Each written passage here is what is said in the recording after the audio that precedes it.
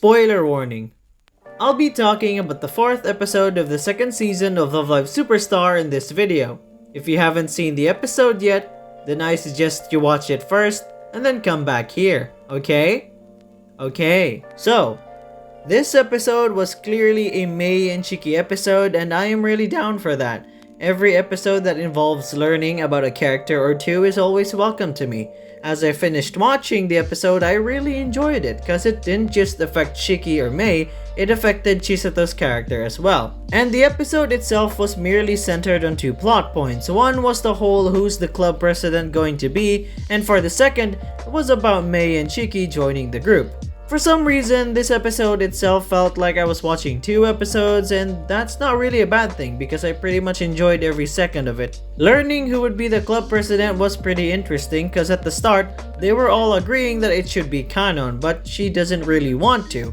So in my head, I was really curious to know who'd take that role since the very person everybody nominated doesn't really want to. But other than that, Mei is just so adorable. She's such a nerd for Leela and even has shots of him in their last performance. I just love how our classmates have this vibe going on that they shouldn't really be talking about school idols because Mei is around. It really sounded like school idols was a forbidden thing to talk about when she was in the room. And of course, when confronted about it, she becomes a tsundere and says stuff like, "I'm not interested in school idols, yada yada yada." I mean, the girl even watches them through binoculars from a distance just to geek out about them, and I just love how Shiki just installed a mic at the rooftop so they could listen to what Kanon and the others are talking about. Excuse me, I mean she coincidentally placed one there.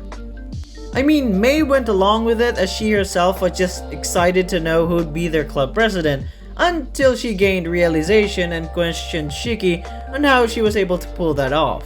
So Shiki obviously knows that Mei loves Leela very much, but she just doesn't have the confidence on doing something new herself.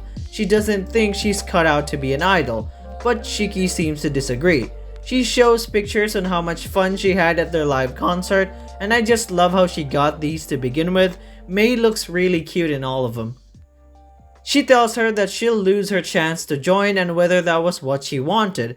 Mei tells a lie and Shiki clearly saw through that, but Mei doesn't really want to leave Shiki behind as well. We then follow the next scene where Chisato just looks in love at how round the takoyaki are, but then notices Kanon still concerned about who the club president should be. She passes the title to Chisato, but she herself doesn't really think she's able to do it. Shiki then arrives at the scene and asks for a favor. At the next day, we see Mei looking for Shiki at the science club room, only to be frightened by a skeleton with Shiki's hair and binoculars attached to it. She takes a look herself and sees Shiki with Kanon with the others. I mean, she even acknowledges that and, does a peace sign, and that was really cute. I just love how Kinako cries in joy that another first year like her has finally joined.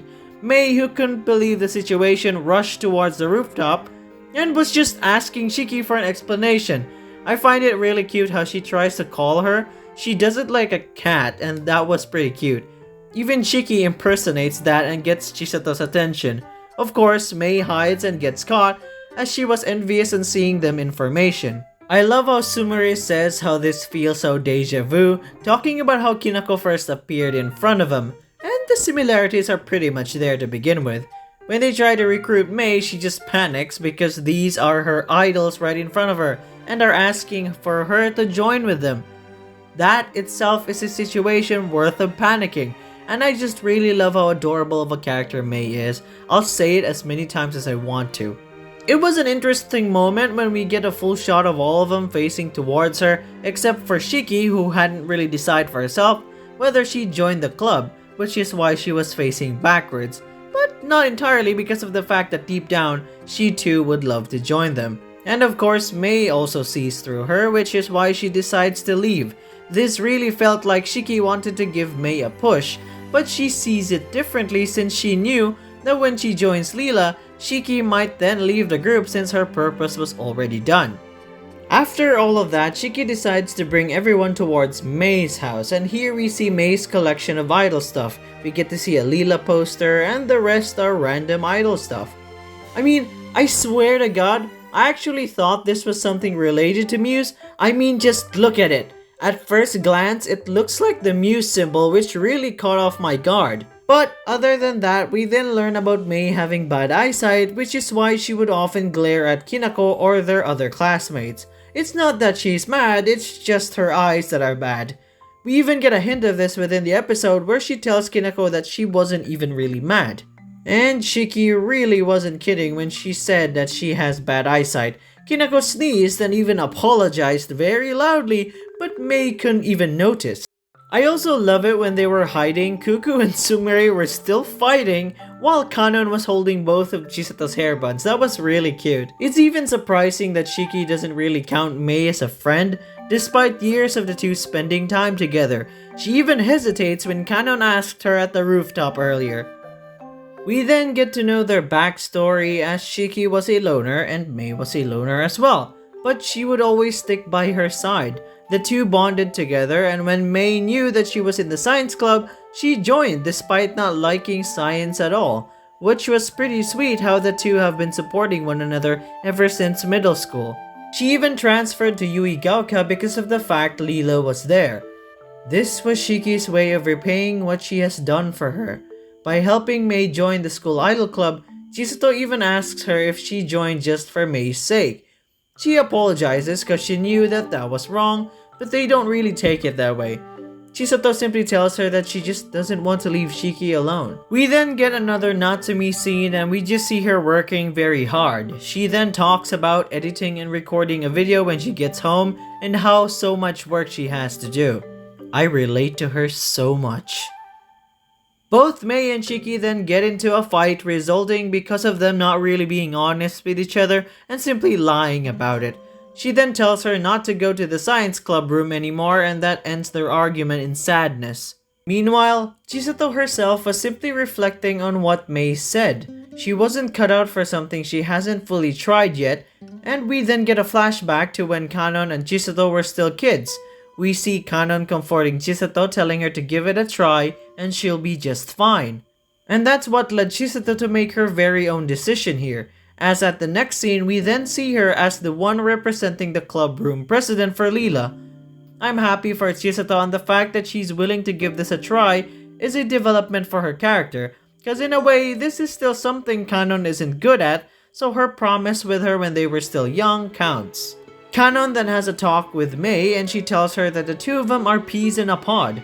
They're best friends. They both have the same qualities, so she's sure that Shiki as well was interested at school idols as much as she was. And later on we get to see just that. Shiki's small performance was weirdly fast forwarded, but that was still smooth movement and those were clearly idol moves. Mei finds out and clearly rubs it in. Shiki denies that she isn't cut out to be an idol, and I really love how the tables have turned here. In the very beginning, Shiki was the one attacking Mei, telling her that she's cute, and she was blushing. She even does the same mirror trick Shiki did to her earlier, and the two simply decided that they should be really honest with themselves, and these two are just the cutest together. The two clearly care about one another, and both want them to be happy. And... oh my god, hand holding! Oh my god, this is really happening! Let's go! The two simply look adorable together and they decide to join the group. I really love Mei's awkwardness so much, it's such a treat. So Chisato decides that they do their sign as a group before every concert. And as they raise their hands in the sky, they yell out "Song for me, song for you, and song for all." And the episode ends there.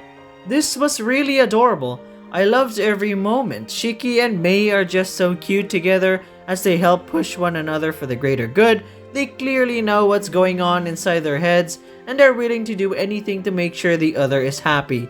And finally, next episode will all be about Natsumi. I am very excited, to be honest, because so far I am enjoying every time we get to learn more about the new characters. And so far, we have been learning that Natsumi is a hard worker and has a lot of jobs and is also doing her LTuber stuff. So I can't wait to learn more about her in the next one. Please check out my Ruby Ice Queendom episode 6 review, or you can check out my Love Live Superstar 2nd season episode 3 review right here. The choice is all yours. That's all for today, and I'll be seeing you guys next time. See ya!